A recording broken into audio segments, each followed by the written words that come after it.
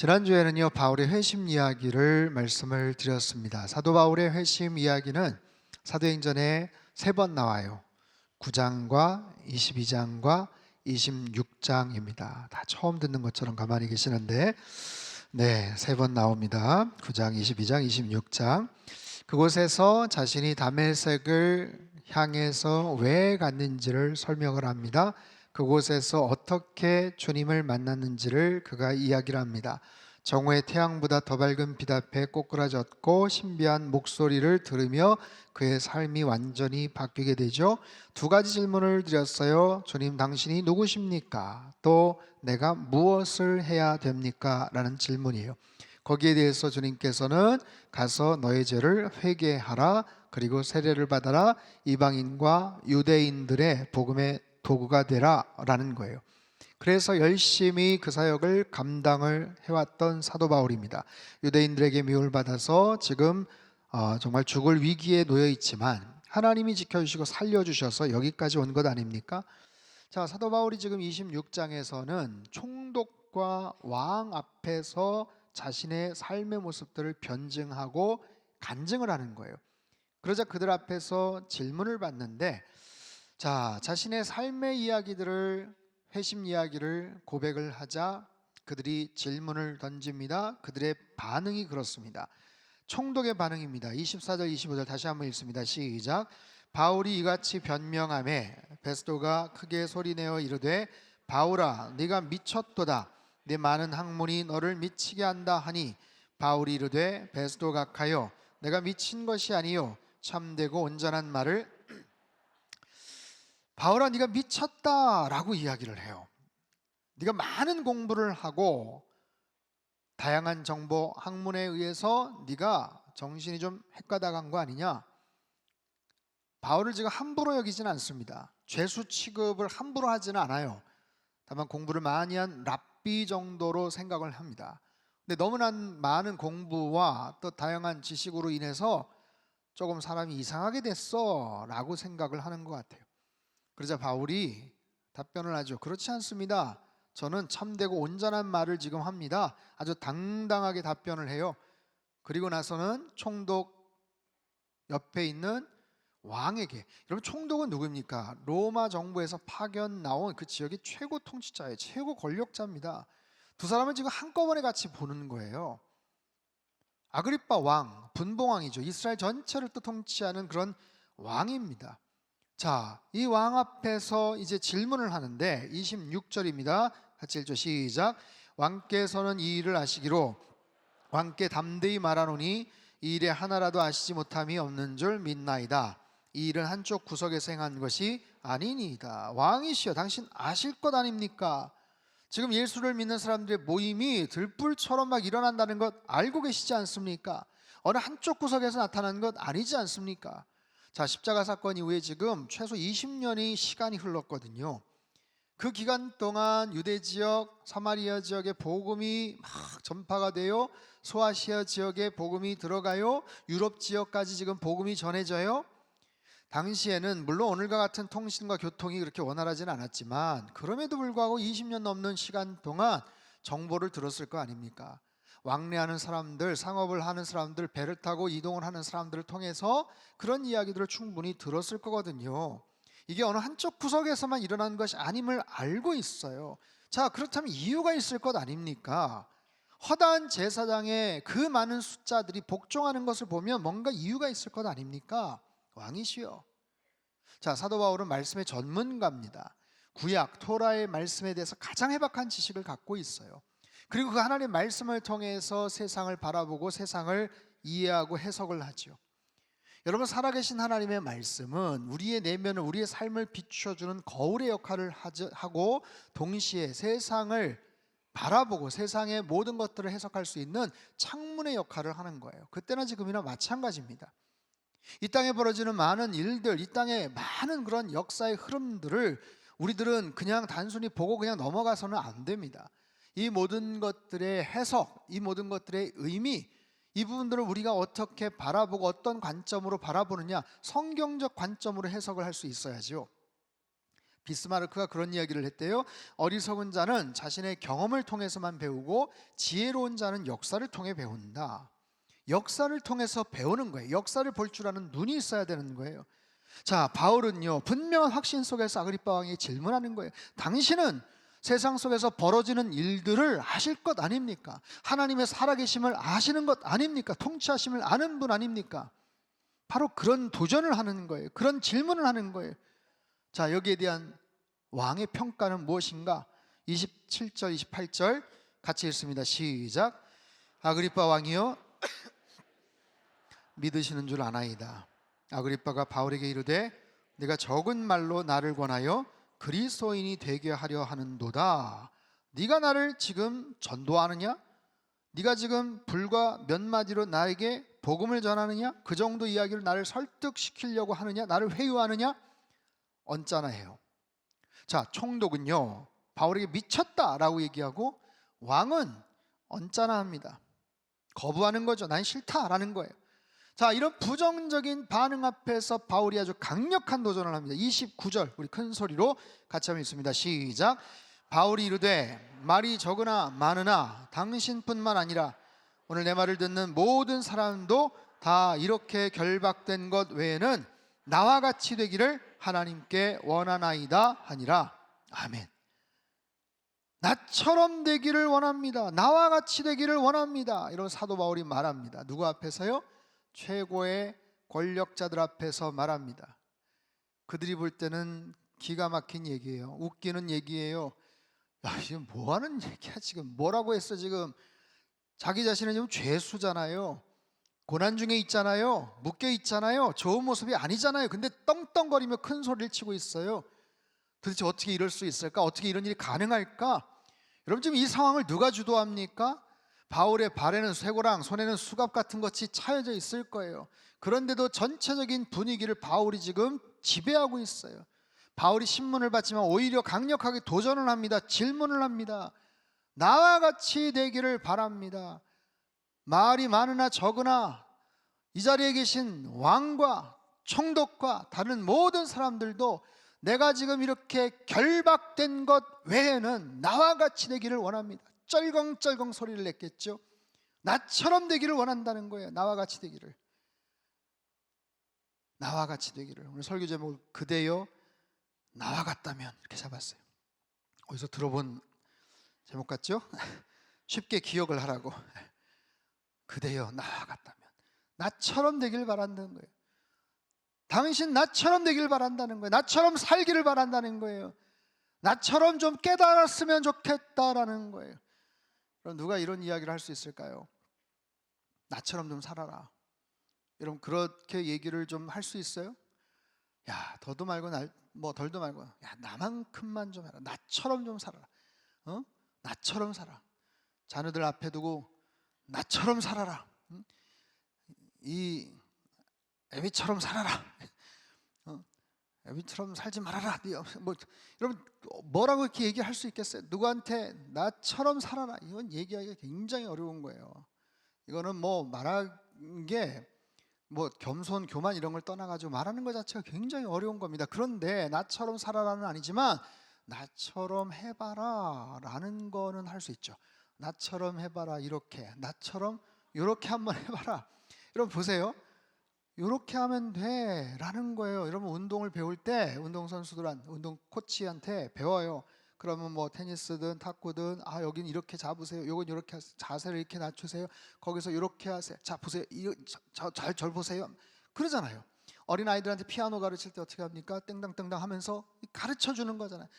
여기선 이렇게 치는 거야. 선생님처럼 하는 거야. 가르쳐 주잖아요. 여러분, 세상의 모든 일이 다 그래요. 그게 그림이든 노래든 뭐 댄스든 뭐 붓글씨든. 여러분, 직장에서 일터에서 일하는 신입 직원들이 오면 이건 이렇게 하시면 됩니다. 월요일날 요거 이렇게 좀 정리하시고요. 화요일까지 아니면 뭐 금요일까지 어떻게 하시면 얘기하잖아요. 여기선 요거는 작업은 이렇게 하시면 돼요. 여긴 이렇게 돌리시면 되고. 여러분, 하다못해 군부대에서 하다못해 삽질 하나도 야, 비가 삽질은 말이야 이렇게 하는 거야. 막 이런 거잖아요.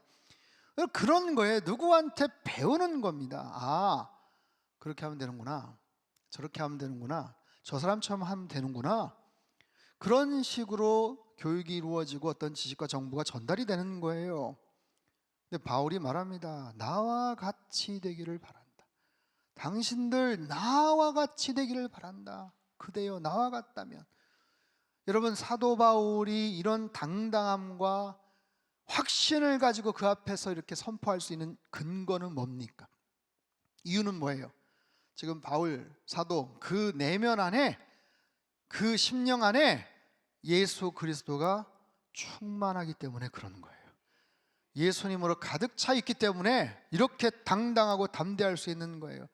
여러분, 사람은 겉모습만이 전부가 아니죠. 우리의 내면, 내가 겉으로는 그럴듯해 보이고 평안해 보이지만 사실은 지금 내 속으로는 굉장히 복잡하고 심각한 갈등이 있을 수도 있잖아요. 나의 속내는 다른 거예요. 그러면 나의 마음은, 나의 내면은 무엇으로 채워져 있는가? 바울 사도는 예수 그리스도로 꽉꽉 채워져 있어요. 충만한 거예요. 묻겠습니다. 여러분의 내면은 무엇으로 채워져 있습니까? 여러분, 우리의 심령은 어떠신가요? 세상이 편해지고 편안해지고 편리해지고 더 많은 부를 축적하고 과거에 비해서 훨씬 더 잘 살게 되었지만 우리의 내면은 계속 갈수록 공허해집니다. 공허해져요. 우울합니다. 외롭습니다. 힘들어하는 사람들이 많습니다. 나의 내면에 채워지지 않는 외로움과 결핍들이 많아요. 불안한 거예요. 왜 그렇게 사람들의 평가에 목을 맬까요? 왜 그렇게 자존감이 떨어져 있을까요? 나의 내면이 뭔가 채워져 있지 않아서 그래요. 그러다 보니까 외적인 거를 과하게 포장을 합니다. 자신의 열등감을 감추려고 애를 씁니다. 여러분, 이런 불안정한 나의 내면으로 인해서 사람과의 관계나 어떤 특정한 상황 속에서 정상적인 행동을 하지를 못해요. 평범한 생각을 하지를 못합니다. 돌발적인 행동을 하는 거예요. 여러분, 그래서 속사람이 중요한 거예요. 나의 속사람, 나의 내면, 무엇으로 채워져 있는가? 무엇으로 채울 것인가? 야, 아무개는 말이야, 겉은 그래도 속은 꽉 찼어. 그 사람 함부로 여기면 안 돼. 여러분, 그런 얘기들 하잖아요. 나의 속내는, 나의 내면은 무엇으로 가득 차 있는가? 지식인가? 아니면 우아한 어떤 교양인가? 도덕인가? 자신만의 어떤 신념인가? 여러분, 성도는 어떤 사람입니까? 크리스찬은 어떤 사람이에요? 예수님으로 충만한 사람, 예수님으로 가득 찬 사람인 줄 믿습니다. 내 안에 예수님으로 충만하면, 가득 차면 당당한 거예요. 두려움이 없습니다. 윌리엄 바클레이 목사님이 이 부분에 대해서 이런 주석을 했어요. 제가 한번 읽어보죠. 그의 마음에 그리스도를 모시고 그의 옆에 부활하신 그리스도를 모신 사람은 어떤 사람이라도 두려워할 필요가 없다. 하나님의 권위는 바울에 있고 그 밖에 인간의 권위는 창백하고 핏기가 없는 것이다.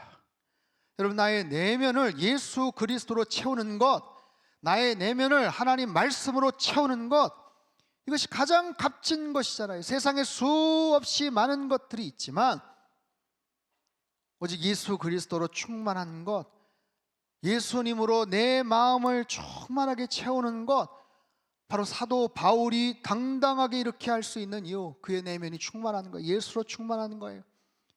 자, 바울은 어떻게 그럴 수가 있을까요? 어떻게 여러분, 이거 쉽지가 않죠. 어떻게 그렇게 버릴 수가 있었을까요? 어떻게 예수님으로만 가득 채워질 수 있었을까요? 여러분, 사도 바울도 배웠어요. 바울이 말하잖아요. 그대여 나와 같다면, 나와 같이 되기를 바란다. 나처럼 해봐라. 나를 배워라. 라는 것처럼 바울도 배운 거예요. 배웠어요. 누구한테? 예수님한테 배운 거예요. 예수님이 그러셨거든요. 높고 높은 보좌를 버리시고 이 땅에 오셨거든요. 가장 높고 찬란하고 막강한 그 하늘의 권세를 다 내어버리셨거든요. 인간의 모습으로, 아기의 모습으로 이 땅에 오셔서 우리를 살리시기 위해, 사랑하시기 위해서 가장 비참하게 십자가를 지셨잖아요. 고통과 아픔을 겪으셨잖아요. 처절한 좌절과 그 고통 속에서 죽으시고 돌아가셨잖아요. 이 모든 과정을 사도 바울이 정확하게 인지하고, 아, 예수님은 그 좋은 것, 그 고귀한 것을 다 내어버리셨구나. 하나님의 뜻으로 충만하셨구나. 나도 그래야 되겠다. 나도 예수님 따라해야 되겠다, 나도 예수님 닮아야 되겠다라고 말하는 거예요. 여러분 보세요. 올바른 인생이란 바로 이렇게 예수님을 닮아가는 겁니다. 예수님 바라보는 거예요. 그분 따르는 거예요. 여러분, 참된 행복이란 뭔지 아세요? 내가 지금 이렇게 비록 죄수의 신세로 있지만 예수 그리스도로 충만해지는 겁니다. 자, 당신들 최고의 권력자로 최정상에 있지만, 왕이고 총독이지만, 나는 이렇게 죄수의 신세로 당신들 앞에 있지만, 나에게 있는 이 쇠고랑 발에 차여진 사슬, 죄수의 신세로 놓여진 이 모습을 제외하고는 당신들도 나처럼 됐으면 좋겠습니다. 바울에게 있는 그 충만한 자신감, 그 당당함, 당신들도 나처럼 되기를 바랍니다. 여러분, 2000년 전 권세 높은 자리 권력자들 앞에서 당당했던 사도 바울의 이 도전과 이 질문이 성령 하나님께서 오늘 저와 여러분에게 두시는 저 도전이고 질문이에요. 당신들은 어떤가? 사랑하는 상당교회 우리 성도들 어떤가? 나와 같이 될 수 있겠는가? 나와 같이 살 수 있겠는가? 나처럼 될 수 있겠는가? 그 마음에 예수님이 없으면 절대로 행복한 인생이 아니라는 것을 알지 않았나? 그 안에 참된 평안이 없고 참된 소망이 없고 기쁨이 없다는 것을 깨닫지 않았냐? 여러분, 세상에 얼마나 많은 지식, 똑똑한 사람들, 대단한 그런 학식 있는 사람들이 있습니까? 그런데 그 수많은 깨달음이 있어도 예수님을 아는 지식이 없다면, 그 복음의 본질을 알지 못하고 십자가의 도를 믿지 못하면 그 지식이 없어서 망하는 것 아니에요. 그 지식이 없어서 구원을 받지 못하는 것 아니겠어요? 여러분, 바울이 지금 의지하는 권력은 하나님의 권세, 하나님의 통치예요. 세상의 권력이 아니에요. 황제로부터 주는, 부여받은 그런 권세가 아니에요. 하나님의 통치, 하나님의 권세. 비록 묶여서 자유가 속박된 몸이지만 말할 수 없는 자유함 속에서 그는 누구보다도 당당하고 담대하게 선포하고 있어요. 사랑하는 성도 여러분, 저와 여러분 모두 사도 바울과 같은 그런 인생 살아가시기를 주님의 이름으로 축복합니다. 바울이 누렸던 복음의 능력과 그 자유와 믿음의 확신 가운데서 여러분 날마다 당당하고 담대하게 살아가시기를 주님의 이름으로 축복합니다. 우리의 환경이 어려워요. 힘들어요. 건강이 안 좋아요. 재정적으로 어려워요. 눌려 있어요. 누군가에게 주눅 들어 있어요. 하지만 내 안에 예수 그리스도가 충만하면 여러분, 주님께서 주시는 가장 완벽한 하늘의 평강과 소망과 그런 믿음의 담대함을 가지고 날마다 살아갈 수가 있는 거예요. 특별히 사도 바울은 자신의 형제들을 위해서 기도해요. 그 민족을 위해서 기도합니다. 로마서 9장 3절 말씀 우리 같이 한번 읽어볼까요? 시작. 나의 형제 친척을 위하여 내 자신이 저주를 받아 그리스도에게서 끊어질지라도 원하는 바로라. 내 자신이 저주를 받아서 그리스도에게 끊어질지라도 나의 형제가, 내 고륙의 친척이, 우리 동포가, 우리 민족이 예수 그리스도를 알았으면 좋겠습니다. 그들이 나와 같이 됐으면 좋겠습니다. 그들이 예수님을, 나처럼 예수님을 알기를 원합니다. 우리 가족이 예수님 알기를 원합니다. 이 사회가 예수님을 알기를 원합니다. 이 나라가 예수님 알기를 원합니다. 바울 사도의 이 간절한 호소, 이 간절한 기도가 여러분 오늘 이 시대에 우리의 기도여야 돼요. 온 나라가 지금 혼란에 빠졌어요. 심각하게 분열이 되어 있습니다. 착하게 살던 국민들이 마음속에 온갖 분노와 증오심으로 가득 차 있어요. 지금 어느 쪽이든 상관없이 지금 가득 차 있어요. 화가 지금 가득 차 있어요. 여러분, 정치인들이 정말 염려하고 두려워할 것은 국민들이 나에게 맡긴 그 권한과 책임을, 나라 민족을 위해서 일하고 맡겨주신 그 역할을 내가 소홀히 하면 어떡하나, 게을리하면 어떡하나, 거기에 대해서 염려해야 되는 거예요. 이 어려운 시국에 정말 힘들어하는 국민들, 생활고를 위해서 고통 가운데 있는 그 국민들을 위해서 빨리 법안이 필요한 정책들이 마련이 될 수 있도록 열심히 뛰어다녀야 되는 거예요. 여러분, 하나님은 무서운 분이세요. 살리기도 하시고 죽이기도 하시는 분이세요. 우리는 이해할 수 없습니다. 단 몇 시간 만에 하나님이 촛대로 옮겨버리시고 새로운 판을 짜실 수 있는 하나님이신 거예요. 사랑하는 성도 여러분, 우리는 이 세상의 통치자가 살아계신 하나님, 저와 여러분이 믿고 있는 살아계신 하나님이신 줄로 믿습니다. 그 하나님이 대한민국 이 땅을 감찰하고 계세요. 시퍼렇게 살아계신 하나님이 이 나라 민족을 지켜보고 계십니다. 이 국정의 혼란함, 원하는 대로 되지 않았든 원치 않은 대로 되지 않았든 여러분, 하나님이 함께 하셔요. 하나님이 혼란을 막아주실 거예요. 믿으십시오. 어떤 쪽이냐, 어떻게 결과가 되어질 것이냐 궁금하죠. 관심이 있죠. 하지만 우리 크리스천들은 좀 더 넓은 관점에서 보셔야 돼요. 그리고 중요한 것은 그 일을 놓고 기도하셔야 되는 거예요. 교회가, 성도들이 기도해야 됩니다. 하나님께서 이 땅을 축복하셨어요. 60년, 70년 전에 지구상에서 가장 가난했던 나라입니다. 이렇게 짧은 시간 동안 산업화와 민주화를 통해서 번성케 하셨고, 지난 10수년 동안 엄청난 전 세계에서 각광을 받고 주목받는 나라가 되게 하셨잖아요. K컬처와 K문화가 온 사방팔방에 전 세계 젊은이들이 대한민국에 오고 싶어하고, 수백만의 이주민들이 이곳에 와서 일을 하고, 대한민국에 가서 일하는 것, 대한민국 땅을 밟는 것, 여러분, 그것이 자신의 드림이 되고 꿈이 되는 그런 나라가 되게 하셨잖아요. 과거보다 더 잘 살게 하셨잖아요. 풍요롭게 하셨잖아요. 전 세계에서 우리나라 사람같이 잘 먹고 잘 누리고 살아가는 사람들이 어디가 있습니까? 그런데 그런 풍요로움 가운데서 이 민족은 어떻게 했어요? 그 물질적인 부와 축복을 가지고 오히려 하나님을 잃어버리고 하나님의 그 진리와 질서를 배격하고 온갖 사치와 방탕과 쾌락과 방종을 일삼는 그런 나라가 되었어요. 우리 교회도, 크리스천들도 마찬가지. 교회를 등한시하고 예배를 함부로 여기고 하나님 말씀 함부로 여기는 우리 안에 그런 교만함과 그런 영적 게으름과 나태함들이 생겼어요. 하나님 말씀하시는 거예요. 너희들 계속 그런 식으로 할래? 하나님 말씀하시는 거예요. 사도 바울이 말합니다. 나와 같이 되기를 바란다고. 나는 지금 죄수지만 묶여있지만 당신들 부럽지 않다고. 당신들도 예수님 제대로 믿었으면 좋겠다고. 이 민족이 예수님 제대로 믿었으면 좋겠다고 여러분 기도하는 거예요. 여러분, 이 어려운 시국에 나라 민족을 위해서 기도하는 성도, 기도하는 교회가 될 수 있기를 바랍니다. 하나님을 두려워하는 지도자, 이 백성을 진심으로 사랑하는 좋은 리더들 만나게 해 주십시오. 하나님, 정치적인 혼란과 경제적인 불안과 이 어려움을 조속히 해결해 주시고 사라지게 하시고, 하나님께서 촛대를 옮기시지 않는 대한민국 되도록, 이 한국교회 되도록 특별히 성탄의 평강과 은혜가 충만하게 사람들에게 드리워져서 그 마음속에 치닫는 그 분노와 그 저주와 그 독설과 그 독이 다 빠지고 서로가 화평하는 참된 대한민국 이 나라 되게 도와주시옵소서.